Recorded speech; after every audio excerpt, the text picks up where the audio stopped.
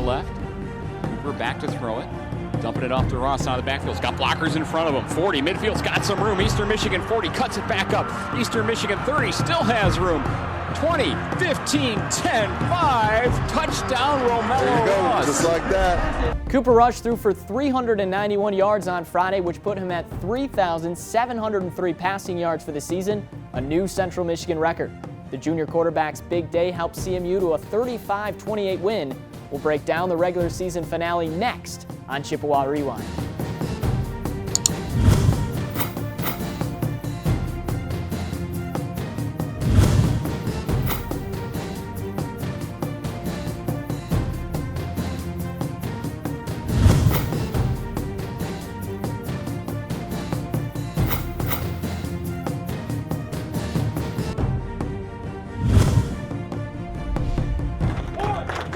You know what to do! Five Central down the field.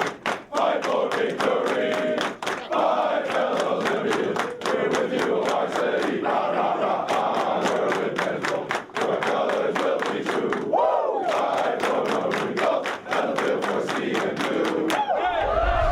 What a way to end the regular season. As you can tell, a very excited locker room on Friday night after Central Michigan picked up a comeback win against Eastern Michigan. Welcome into Chippewa Rewind, presented by the Morning Sun. I'm Adam Jackson, alongside your head coach, John Bonamego. Well, it was a sloppy start for your team, but you came out with a win, and that's all that matters. It certainly was a game of two halves. I think the first half we probably played as, let's just say we didn't help ourselves. And then I think in the second half we played as well, or especially complementary football as we have all year, really getting contributions in all three phases, offensively, defensively, and the kicking game.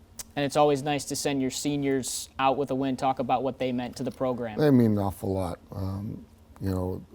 Tremendous group of young men, great leaders. They're going to accomplish a lot in their lives. Special to be able to play your last game at Kelly Shorts and to be able to walk off a winner. All right, well, let's jump into the footage. As we said, a little bit of a slow start for CMU. We actually pushed forward to the second quarter, and Eastern Michigan's up 7-0, and good awareness by Nathan Ricketts. He comes up with a fumble here. Yeah, this is a backward pass, lateral pass, and Eastern fails to recover it or fall on it. We do, and it's a turnover for us. Great heads-up play there by Nate. So you get the football, and Cooper Rush goes right to work. Ben McCord had a fantastic day. Yes, he did. Nice little job here. It's almost like a wheel concept. Cooper does a nice job with the throw here, and Ben had a great last game at Kelly Shorts. Very proud of him and his accomplishments this year. And we got one more game. He only had 4 catches, but they went for 100 yards. Big time from Ben McCord. Mark Chapman has been steady all year long. Hits across the middle. Sure is. Here we get him on an underneath route, crosser. He's able to turn him, get the first down. I really like the way he finished this. Finished that run. Got a big reaction there from our sideline. He had 61 yards on the day on 6 catches. And then your freshman, big day from Romello Ross. Yeah, big breakout game for Mello for sure. Here's a nice cut, jump cut there at the line of scrimmage. Gets north and south, accelerates, and gets in the end zone for his first of 4 touchdowns on the day. Monster game out of the young man. So we're early on second quarter. It's 7-7 at Kelly Shorts Stadium. This is a tough play here. They get a pick 6. Yeah, they get a little T twist there, tackle end. We don't pick it up. Cooper gets pressure right in his face, makes the throw, and it's intercepted for a touchdown. So tough break there for us. Makes it 14-7 Eastern Michigan. Your team marches right back down, and Ben McCord down the sideline. Again, nice job here by Ben on the underneath route, turns it up. He's got really good speed, good wheels for a bigger guy, gets it all the way down to the 15-yard line. Great job again by Ben. This is another tough play for you inside the 1, and Jalray gives it up. Yeah, this ends up being a 14-point turnaround here. We're right on the cusp of getting a touchdown there.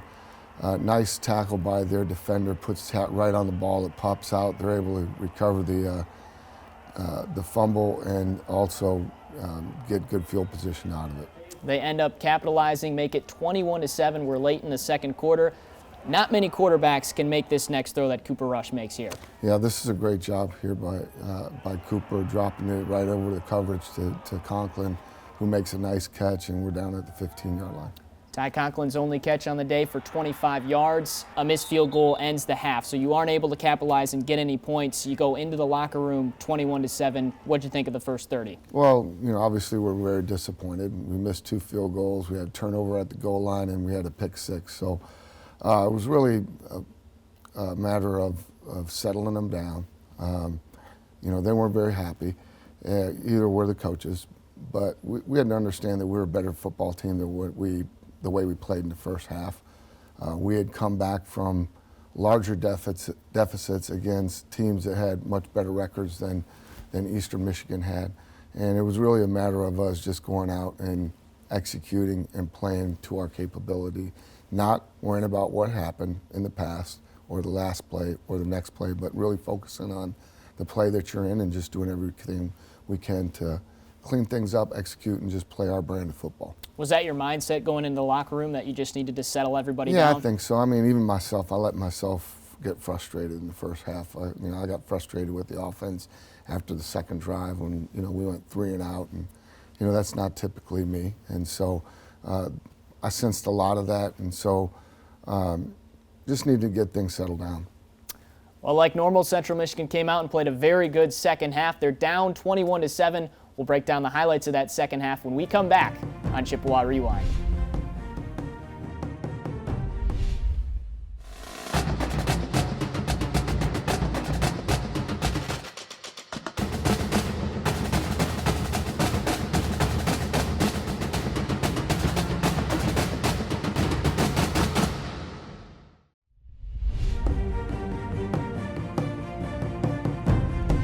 Romello Ross in at running back. Why not? He's got 4 touchdowns. Cooper wants to throw it. Looking deep to the right-hand side for the intended receiver. Wallace has it. He's off to the races.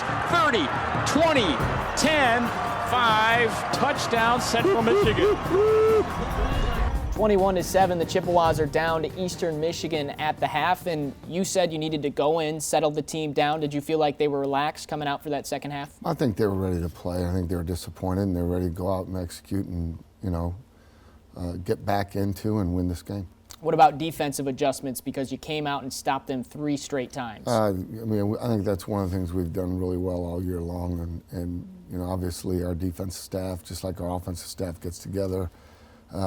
First thing at halftime, we talk about what we're seeing, what different formations, motions.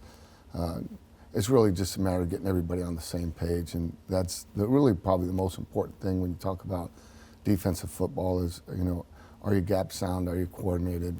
Are you putting their players in the best position to execute and win their matchups? So the Chippewas get the stop of Eastern Michigan right away, force a 3 and out, and here's the freshman, great run and a screen setup. He goes 63 yards. Yeah, I thought this was exceptionally well executed, very timely call. You see Kenny Rogers out there in front, Beamish out in front. Mello makes a nice job of cutting back against the grain, giving himself more time in the field to get the ball all the way to the end zone for a score. It's a terrific play.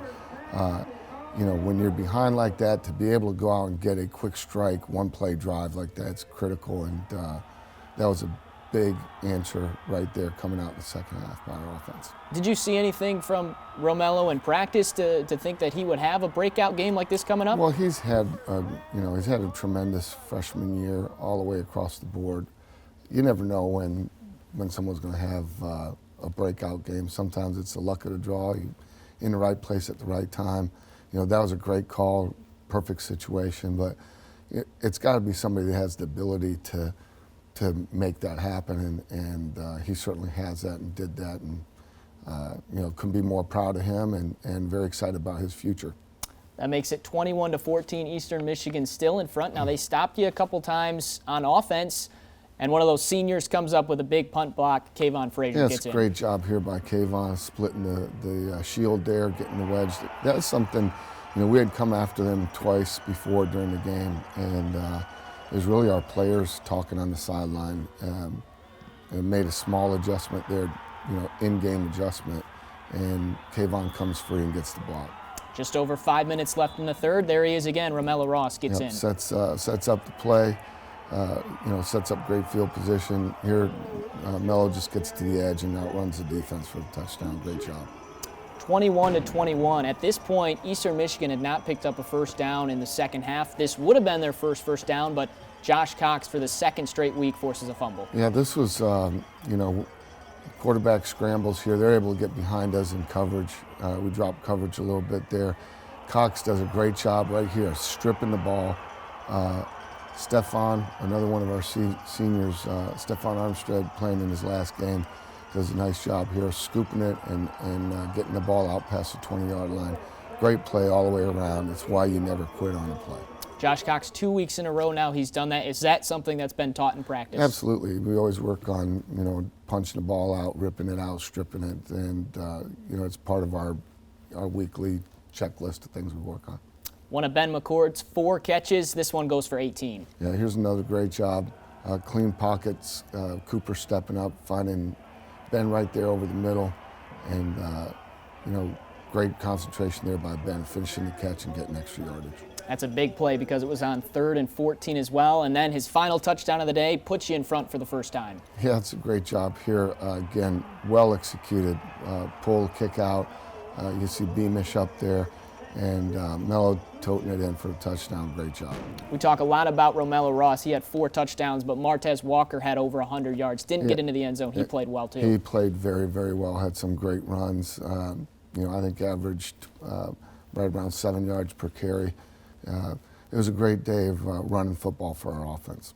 So you're up 28-21. They do get a big hitter here up the middle for 49 yards. Yeah, again, benefit of the extra time. This is a play that they hadn't shown, but Toledo had run a very similar scheme to us. They'd be able to fold the tight end from the top underneath, lead up on the Mike linebacker, and just caught us in a tough alignment there, and they were able to get the touchdown. So just like that, the Chippewas give up the lead 28-28, but just as quick as you give it up, you get it right back. Your favorite guy, Corey Willis. Yeah, I'm going to do my Ric Flair imitation here.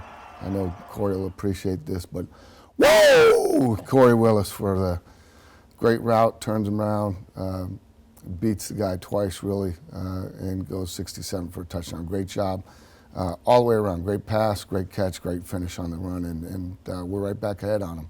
Is that a Corey Willis specialty? Well, it's something we talk about in practice. I won't elaborate on that, but we got a lot of Ric Flair fans in our locker room. So that puts the Chippewas back up 35-28, and then you had great punting as well. Caluzzi gets this right inside the 5-yard line. This is a great job. This thing checks up beautifully, hits there on about the 3-yard line, and then Scarcelli does a great job of caging the ball down in it there at the 2. Got him backed up all the way there. Great job. And then their final opportunity, a 4th and 16 with just over a minute left, and you get the stop to win the game. Yep. Again, we helped them out a couple of times with some penalties on 3rd and very long where we had them stopped, and here we finally get them to 4th down and to ice the game. It's a favorite play in football is when you can put that victory formation out there to run the clock out. And the Chippewas did to pick up their 7th win. They do it in front of the home fans one last time, and of course the seniors go out with a victory at Kelly Short Stadium, 7-5, 6-2, and probably the most important thing we haven't mentioned, you get a share for the MAC West title. Well, it's a nice little bonus. I mean, obviously, we want to be our main objectives was to win it outright and to be the team playing at Ford Field, and we fell short of that this year. But I think we had a successful season. It was great to send our seniors out with a victory, and at least they can say they had a share of that West championship. The team that's playing in Ford Field, we're the only West team to beat them. So we definitely have a lot to build on for the future. We still have a long way to go as a program, but we'll get there. And I'm just very proud of the job that our players did and our coaching staff did throughout the entire season. And now we get to look forward to a bowl game. All right, so we've got an odd couple of weeks coming up. You won't play next week. You have to wait until the 6th. That's this upcoming Sunday to figure out what bowl you go to and who you're going to play. As a head coach, how do you handle these next few weeks with your team? Well, this is a really important part of our season, actually. I think one of the biggest benefits that being bowl eligible affords you is the extra practice time. So we are, by NCAA rules, allowed to have 15 additional practices leading up to that bowl game. 3 of them will actually be at the bowl site. So we'll take this coming week and the following week and a lot of the emphasis will be on the development of our younger players. We'll actually rest most of our starters, and we will go out and have really like a spring practice install for our down-the-line players. As for the bowl game, is there one particular one that you'd like to go to?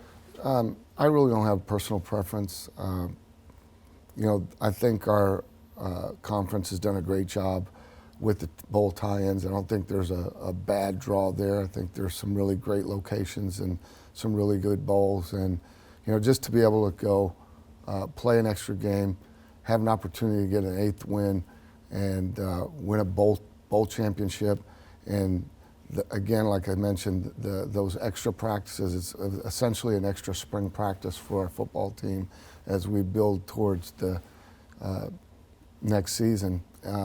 Those are very important things for us. You talk about that 8th win. That's something CMU hasn't done since 2009.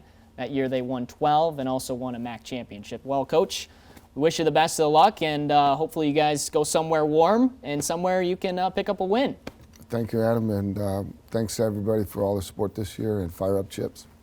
All right, that'll wrap up our show. Central Michigan will find out their bowl game and opponent this upcoming Sunday, December 6th. We'll have all the coverage at cmuchippewas.com. Our next show will come after Central Michigan's bowl game, as we'll hopefully be breaking down CMU's 8th win of the season. Until then, for head coach John Bonamego, I'm Adam Jaxa. Fire up Chips.